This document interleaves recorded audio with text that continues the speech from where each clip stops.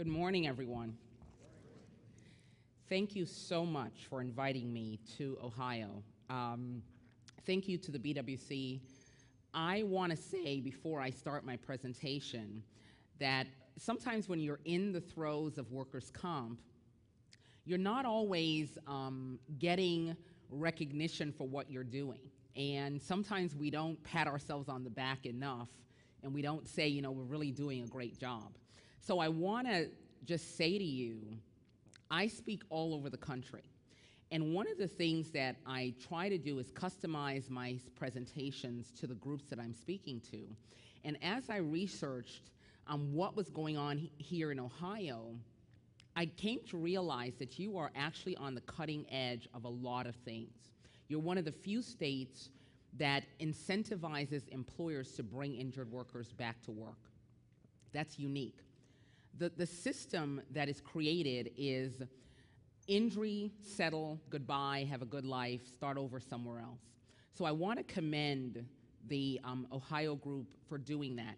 The other part that I thought was extremely unique was the fact that you're now adding wellness as a key component of the workers' comp process.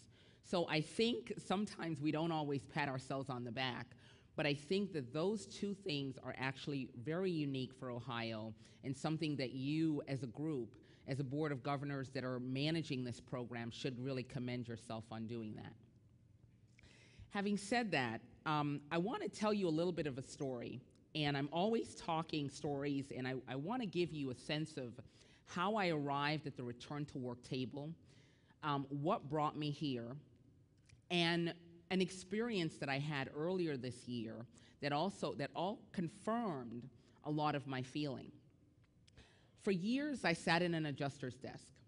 And as I sat in that adjuster's desk, I got a call from an employer, and I would say to the employer, well, you know, can you bring the injured worker back to work? Can you find a job for them to do?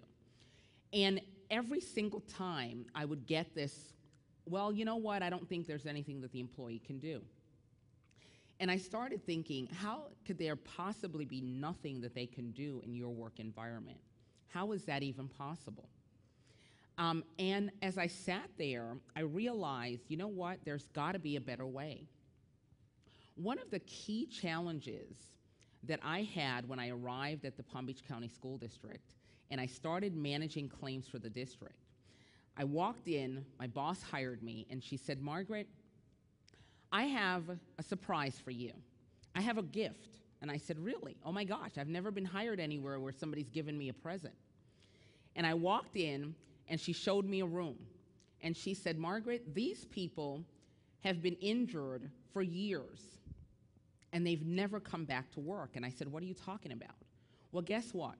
There were claims in that room that had been there since 1957. We had people who we were paying permanent disability to who had gone out on permanent disability at the age of 21. We had people who we were paying permanent disability to who had gone out of the system at age 25 and 30. Several of those claims were open longer than I had been born. And for me, I was like, are you kidding me? I can't believe that this is a reality. But I had a boss who was a visionary. And she said to me one morning, Margaret, we are going to create a return to work program here at the district. And people are not going to like us. In fact, they're going to hate us. So I want you to get comfortable with people not liking you. And I thought, okay, this is interesting. I've never been on the most hated list before, but I'm sure I'll get accustomed to it. One of the challenges that we had at the district was bus drivers. Because they didn't get paid in the summertime, they got injured in January. And they were light duty January, February. March, suddenly they went back to the doctor. And in April, they got an off work. So we paid them for the summer. Then we had a policy where we automatically paid the first 30 days of the injured worker being off work. So for 30 days, you could sit at home with a right note and you could stay there. The other challenge that we had was the physicians that treated our injured workers were given a pass. We really never stopped to evaluate the physicians that treated our injured workers. It was easy for us to just rubber stamp whatever the doctors did. And I'm not blaming the doctors, and I want you to understand. I'm not saying that they were doing a bad job. What I'm saying is that we never challenged them to think anything other than off work. We never challenged those doctors to say, what can the employee do? We got very, very, very comfortable accepting what the employee could not do. And we based our entire program around the employee's inability, and we never, ever, ever focused on the employee's ability. So in essence, what happened was that 80% of our workers never came back to work.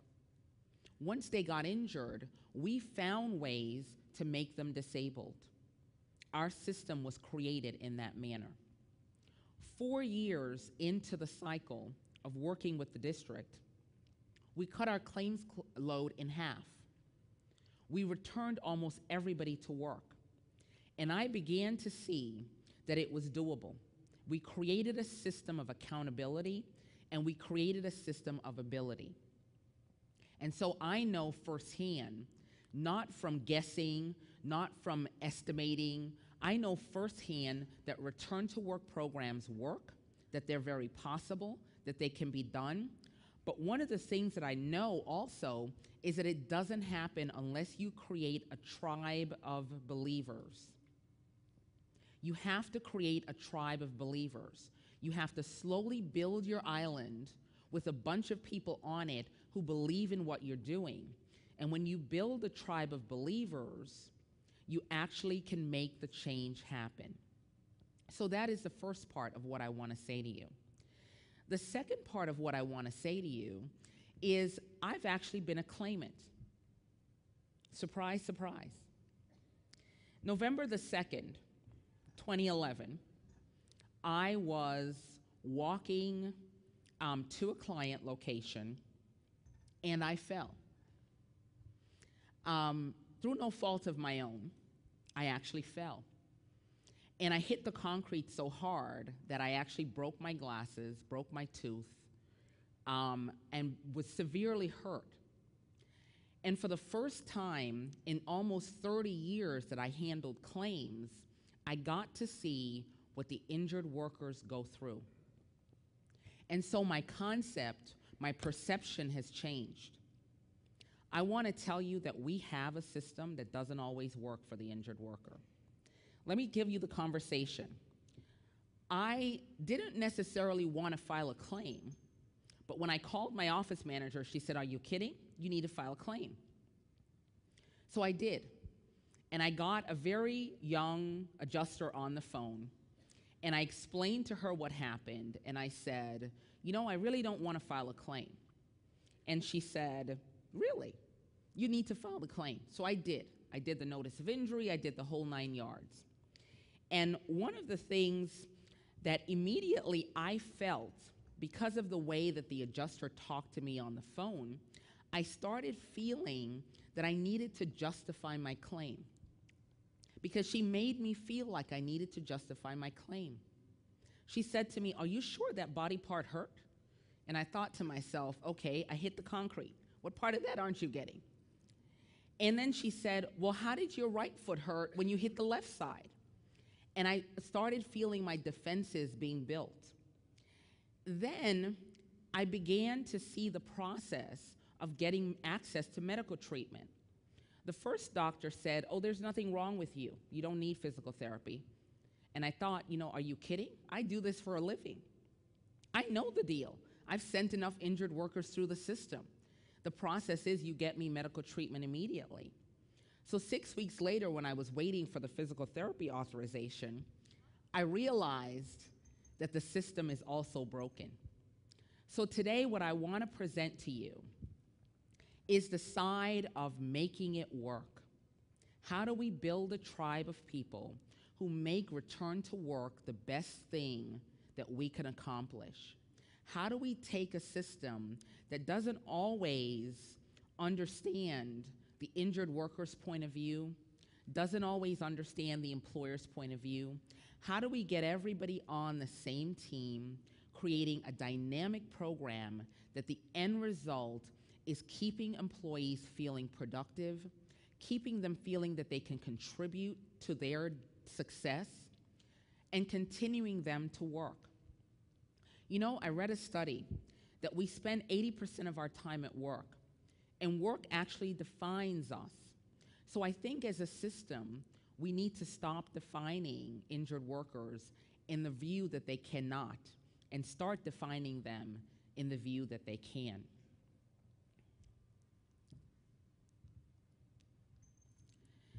I want to ask you a question. Do you believe in what you do? How many of us truly believe in what we do? And when I say truly believe, do we get up every day thinking that we can make a difference for an injured worker? Or do we get up every day thinking that we're going to do some paperwork and we're going to keep this moving?